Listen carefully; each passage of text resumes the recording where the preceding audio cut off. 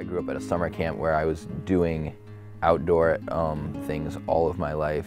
As a kid, I would go out into the woods, build a fort or a shelter in the morning, then fall asleep in that fort or shelter and wake up to hearing the dinner bell at camp being rung to signal that the day is over and then I needed to come back inside.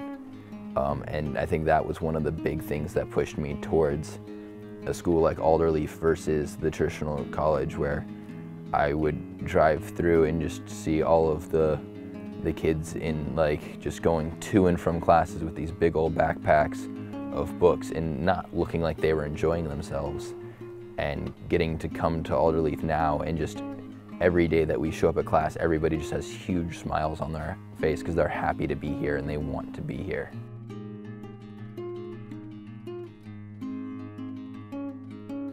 Traps and Snares Day is probably one of my favorite days this year.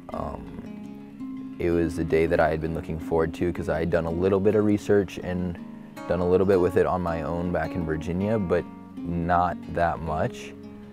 And then we got to go out in the woods and practice those skills, and how we got to do that was we had some demonstration. We talked about it in the classroom, but then we went out and practiced those skills, and we just got to play and learn and figure out what worked for us and what didn't work for us.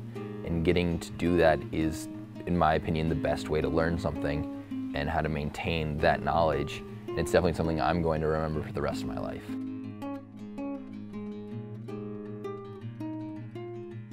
Yeah, it's one of the skills that we get to learn with here at Alderleaf. And some of our classmates are extremely good at it. And so sometimes we'll just go down to the flint knapping area and we'll just hang out and work on pieces. And my friend Phelan he was just like, here, try use this piece, and handed me just a piece of obsidian and handed me the flint knapping tools. And we were just messing around, and we were all like, this piece is gonna break. And then we were just like, we all need to be very careful because we were worried that it was gonna break, and it just didn't break. And so it was the first piece that I completed to an actual arrowhead shape, and it is a milestone for me, which is why I wear it around my neck.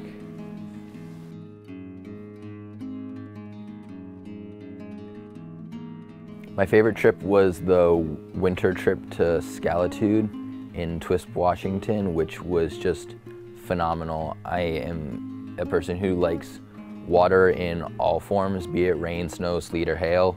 I just love being outside in the wet. Growing up, I was the kid who did the polar bear plunges in the Atlantic and all that kind of stuff at 6 a.m. on New Year's Day.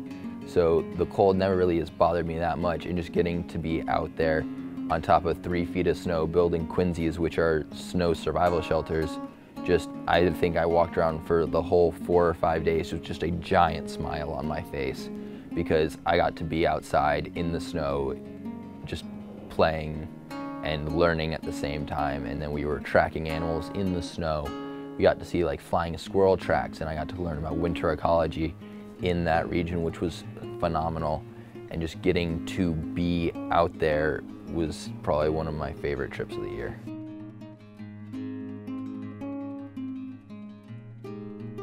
I'm excited to continue learning, especially about primitive skills and primitive technologies. That's probably one of the main reasons I came to Alderleaf. Getting to continue to have a better understanding of what permaculture is and how to use that in any landscape is something that I'm actually quite looking forward to. Getting to continue to make these bonds with the people in the community is another reason that I have chosen to stay for the second year program.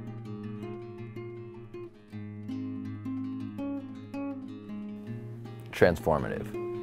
I started Alderleaf as a pretty I would call myself a social person, but I've learned definitely some independence this year and self-reliance versus always having to rely on other people. And getting to learn a lot about myself through the experiences at Alderleaf is something that I would hope everybody else gets to learn and experience as well.